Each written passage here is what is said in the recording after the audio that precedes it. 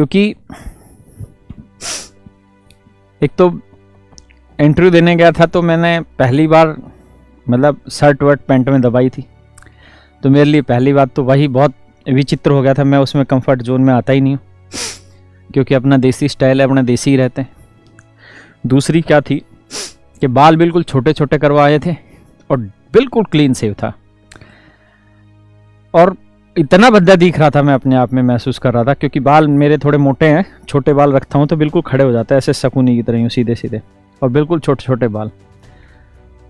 और भैया सामने जो बच्चे बैठे हैं, मतलब बहुत जलालत महसूस हुई उस दिन। मैंने आधा इंटरव्यू छोड़ के ही भागने का मन हुआ था, क्योंकि जाते ही जब वो बायोमेट्रिक में अंगूठा लगाना था तो अपने पढ़ाए हुए स्टूडेंट वो वहीं पे अपने साथ आ गए। जब वो साथ आए तो बड़ी जलालत महसूस हुई कि यार अपने बच्चों के साथ ही आप इंटरव्यू देने लग रहे हो। बायोमेट्रिक लगाना, उसके बाद फिर बैठना उनके साथ, उस समय बड़ा मतलब टाइम मज़ा ख़राब हो गया मेरे। लेकिन नमस्कार, जय हिंद, वंदे मातरम। आज राकेश यादव सर शिक्षा के क्षेत्र में जिन ऊंचाइयों पे हर कोई वहां पे पहुंचना चाहता है। ये सभी जानते हैं कि राकेश यादव सर पहले गवर्नमेंट टीचर थे और उसके बाद में उन्होंने एसएससी की नौकरी हासिल की, जिसमें उन्हें एक्साइज इंस्पेक्टर की पोस्ट मिली। तो सभी जो चीज़ें हैं वो हम आपको आज दिखाने वाले हैं, और उनके साथ जो इंटरव्यू में क्या हुआ वो स्वयं राकेश यादव सर आपको बताएंगे कि उनका कैसा इंटरव्यू रहा, उन्होंने क्या तैयारियाँ की, जो भी चीज़ें हैं, और बहुत ही सारे फनी मोमेंट उनके साथ हुए वो हम सब आपको दिखाने वाले हैं।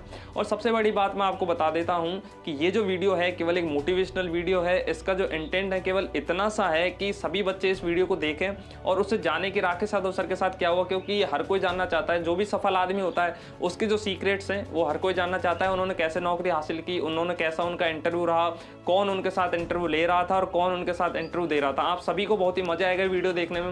वीडियो पसंद आए तो वीडियो को लाइक शेयर जरूर करें। अगर आपको कुछ अच्छा लगे तो कमेंट करें, नए हो तो चैनल को सब्सक्राइब कर दें। अब देखते हैं ये वीडियो। लेकिन देना था क्योंकि किसी ने बोल दिया था ऐसा कि एसएससी में सिलेक्शन लेके देखो फिर पढ़ाओ, तो साबित तो करना ही था।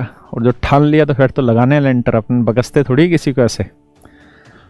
फिर इंटरव्यू हुआ तो इंटरव्यू में मैं जानता ही था कि मैं लाइक करूँगा उस चीज़ को, क्योंकि मैं सबसे एज के लास्ट पॉइंट पे था उस टाइम पे मैंने दिया। तो हर कोई जब आपका बायो जाता है वहाँ पे तो उसमें सारी डिटेल लिखी रहती है कि इस समय आप कहाँ वर्किंग है, क्या आपकी क्वालिफिकेशन है, क्या है, सारी चीज़ें पता थी, मतलब लिखनी पड़ती है, वो रहती है। बस सालों ने वही पकड़ लिया। वहाँ क्या पकड़ लिया कि इस तरह से करने लगे कि आप 4800 ग्रेड पे हैं, आप 4600 के लिए अब यहाँ इंटरव्यू दे रहे हैं।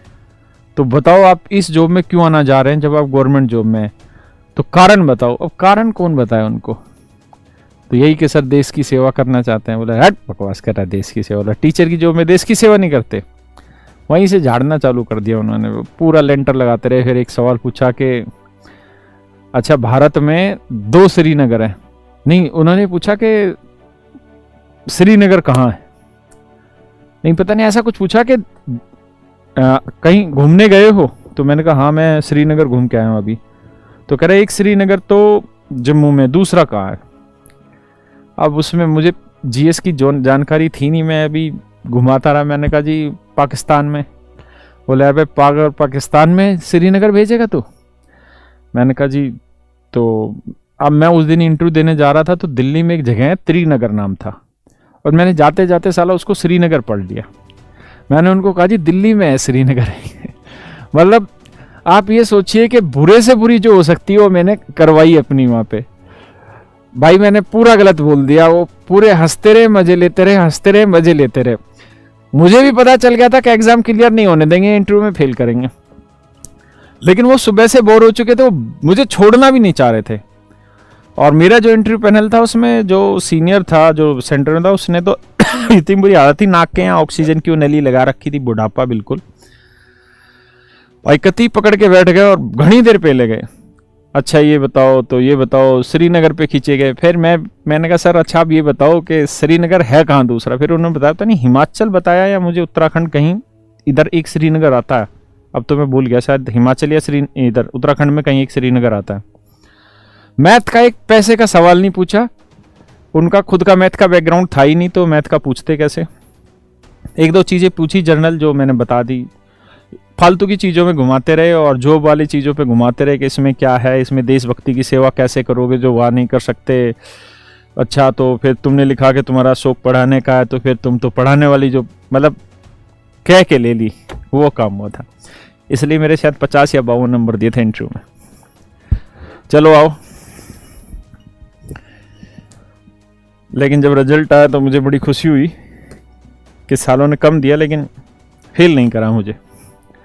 आओ दोस्तों,